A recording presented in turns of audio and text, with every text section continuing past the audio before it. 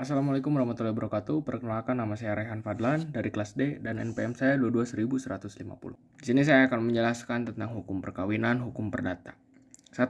Pengertian perkawinan menurut pasal 1. Sebagai negara yang berdasarkan Pancasila, di mana sila yang pertamanya ialah ketuhanan yang Maha Esa, maka perkawinan mempunyai hubungan yang erat sekali dengan agama atau kerohanian.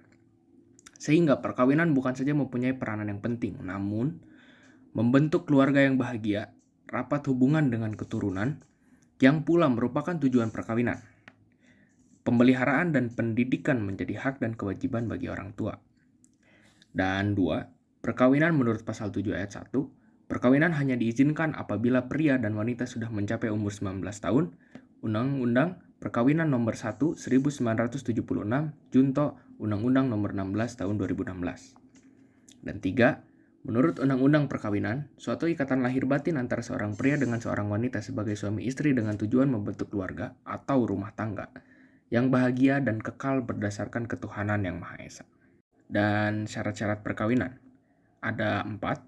Perkawinan harus didasarkan atas persetujuan kedua calon mempelai yang dimana dijelaskan di pasal 6 ayat 1. Dan yang kedua, adanya izin dari orang tua atau walinya yang dijelaskan di dalam pasal 6 ayat 2, 3, 4, 5, dan 6. Dan 3, kedua mempelai tidak ada hubungan darah atau ketentuan tidak boleh kawin yang dijelaskan di pasal 8. Dan keempat, bagi suami istri yang telah bercerai lalu kawin lagi satu sama lain, lalu kawin lagi untuk kedua kalinya, agama dan kepercayaan mereka tidak melarang untuk kawin ketiga kalinya yang dijelaskan di pasal 10.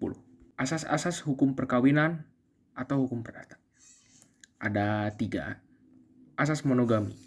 Asas ini bersifat absolut atau yang kita sebut mutlak, tidak dapat dilanggar. Dan kedua, perkawinan adalah perkawinan perdata sehingga harus dilakukan di depan pegawai catatan sipil. Ketiga, perkawinan merupakan persetujuan antara seorang laki-laki dan seorang perempuan di bidang hukum keluarga. Supaya perkawinan sah, maka harus memenuhi syarat-syarat yang ditentukan undang-undang. Perkawinan mempunyai akibat terhadap hak dan kewajiban suami dan istri. Waktu pelaksanaan perjanjian kawin. Keberlakuan perjanjian perkawinan yaitu pada saat perkawinan berlangsung, akta perjanjian perkawinan yang telah dibuat sebelumnya atau pada saat dilaksanakan perkawinan tersebut didaftarkan di Kepanitraan Pengadilan Negeri dan dicatat oleh petugas pencatatan nikah pada kantor catatan sipil. Dengan cara mencatat pada akta perkawinan tersebut, maka perjanjian perkawinan demikian itu selain berlaku pada kedua pasangan suami istri tersebut, juga berlaku terhadap pihak ketiga. Dalam hal perjanjian perkawinan belum didaftarkan ke Kepanitraan Pengadilan Negeri dan belum tercatat dalam akta perkawinan tersebut, maka para pihak ketiga boleh menganggap suami istri tersebut kawin dalam percampuran harta kekayaan. Pihak ketiga merupakan pihak lain yang mengadakan hubungan hukum dengan suami atau istri. Dengan demikian, perjanjian perkawinan yang berisi pemisahan harta bersama mulai berlaku bagi pihak ketiga sejak perkawinan berlangsung. Dan jika perjanjian perkawinan tersebut dicatatkan dalam akta perkawinan suami istri tersebut, pasal 152 KUH Perdata menyebutkan bahwa suatu perjanjian perkawinan baru akan berlaku dan mengikat para pihak termasuk pihak ketiga apabila perjanjian perkawinan tersebut telah didaftarkan kepada Kepanitraan Pengadilan Negeri setempat. Dan ada tata cara pencatatan perkawinannya.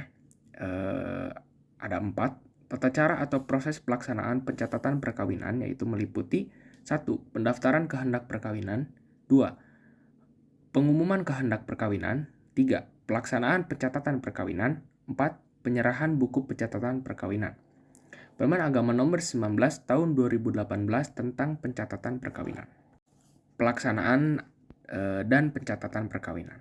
A. Pencatatan perkawinan dilakukan setelah akad dilaksanakan.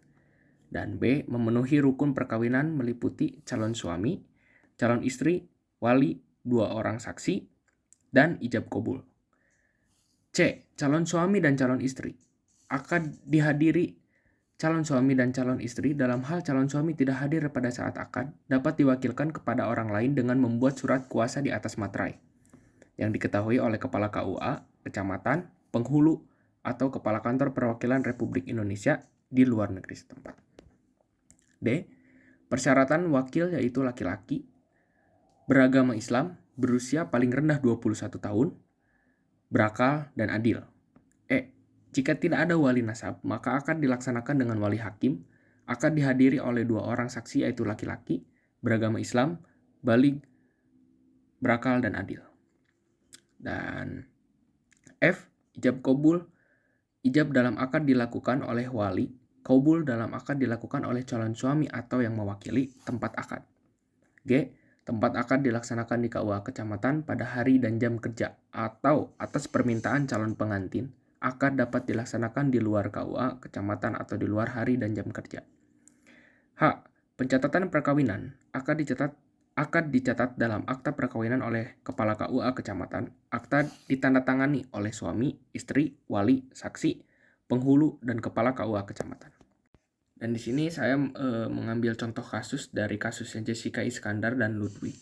Dalam kasus pernikahan Jessica dan Ludwig, menurut pengakuan Ludwig, perkawinannya dengan Jessica belum sah menurut agama karena belum pernah melakukan pemberkatan nikah dengan Jessica Iskandar di Gereja Yesus Sejati, Jakarta Pusat dengan tata cara Kristen.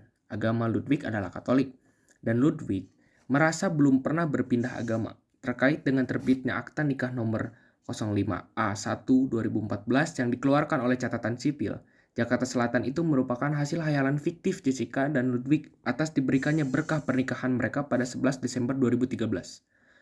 Jessica mengklaim bahwa surat pemberkatan itu diberkati oleh Gereja Yesus Sejati, namun beberapa bulan kemudian, Gereja Yesus Sejati membantah pernah memberikan berkah pernikahan pada Jessica dan Ludwig. Penyangkalan ini datang setelah gereja menemukan tidak ada daftar pendeta yang tercatat dalam Gereja Yesus Sejati.